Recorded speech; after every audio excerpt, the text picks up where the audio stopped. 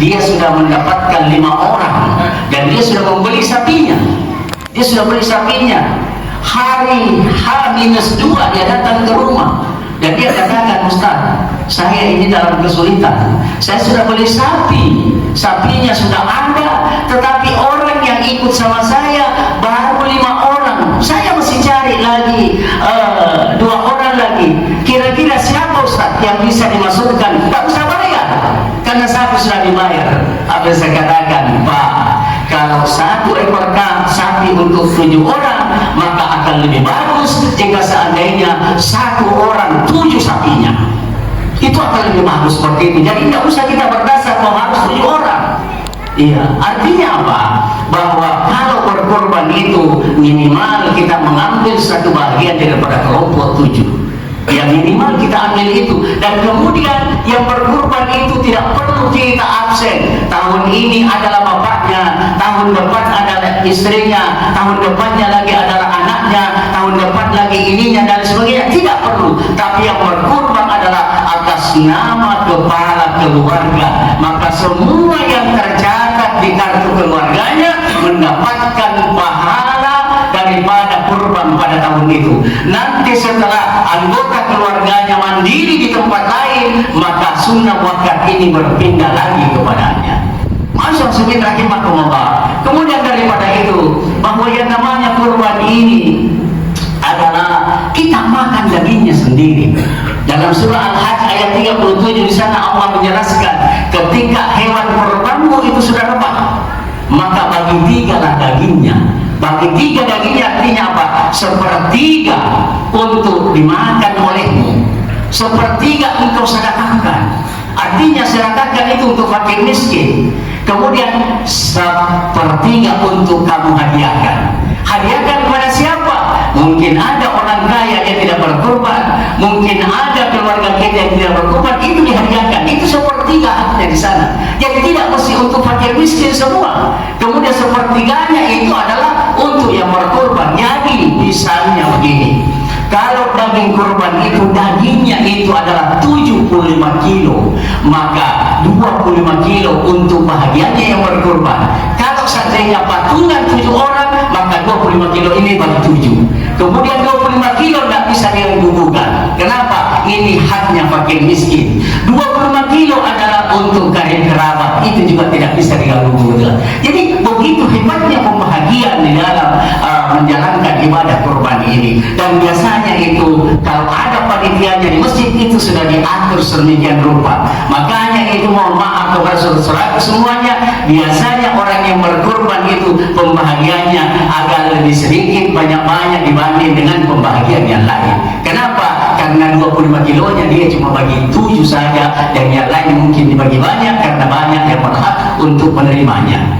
Masya Allah, rahimahumullah. Kemudian daripada itu, bahwa apa yang diterima oleh Allah, keikhlasan kita berkurban, bukan dagingnya. Dalam surah Al-Hajj ayat 28 Allah di sana menyampaikan, la yanalallahu lahumuha wa la dima'uha walakin Allah yanalu taqwa minkum. Bahwa Allah tidak menerima daging, Allah tidak menerima darah. Yang diterima Allah adalah keikhlasan kalian untuk berkurban. Nah, pahalanya ibadah kurban itu, bayangkan, tidak ada pahala amalan-amalan yang lain yang begitu hebat, yang begitu cepat dibanding dengan kurban ini. Yaitu dalam hadis Rasulullah dikatakan bahwa pahala daripada ibadah kurban itu adalah lebih cepat diterima oleh Allah dibanding dengan darah yang menetes sampai di tanah. Begitu hebatnya. Kemudian yang kedua, bahwa hikmahnya berkorban itu Pak begini, bahwa di dalam diri kita ini sebagai manusia itu ada saja sifat-sifat kehewanan, sifat-sifat hewan yang ada dalam diri kita, yang kadang menjadi temperamen, yang kadang menjadi orang kikir, yang kadang terjadi punya permusuhan. Dengan dianjurkannya ibadah kurban itu diharapkan bahwa setelah kita mengalirkan darah kurban kita, maka semua sifat-sifat kehewanan yang ada dalam diri kita itu bisa mengalir bersama dengan aliran darah daripada hewan yang kita korbankan. Itulah sebabnya disunatkan bagi siapa yang berkorban, kalau bisa menyembelih sendiri silakan disembelih sendiri, tapi kalau bisa diwakilkan maka dianjurkan untuk menyaksikannya. Ma'asyiral muslimin rahimakumullah, oleh karena itu di bulan yang baik ini, bulan Zulqa'dah ini, ada sebagai bulan-bulan yang dihurumkan oleh Allah, dan kita menyambut bulan Zulhijjah. Mari kita mendoakan saudara-saudara kita yang menunaikan ibadah haji untuk mendapatkan haji mabrur, dan kemudian kita pun berdoa mudah-mudahan di tahun-tahun berikutnya kita mendapatkan kesempatan itu. Yang kedua adalah mari kita persiapkan diri kita untuk melaksanakan ibadah kurban, karena yang dikatakan mampu berkurban adalah orang yang ketika dia mengeluarkan biayanya untuk berkurban, apakah itu 2,5 juta atau berapa, dalam kelompok 7 mungkin 2 juta misalnya, tidak mengganggu stabilitas ekonomi keluarganya.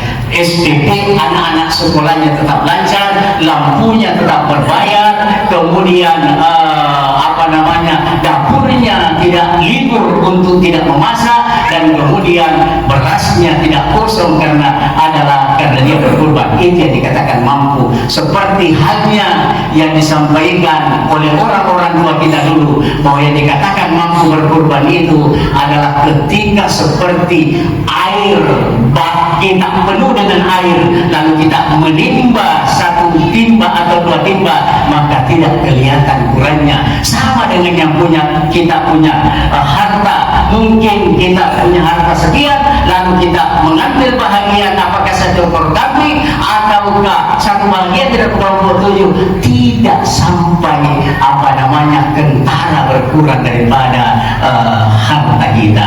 Ma'asyiral muslimin rahimakumullah.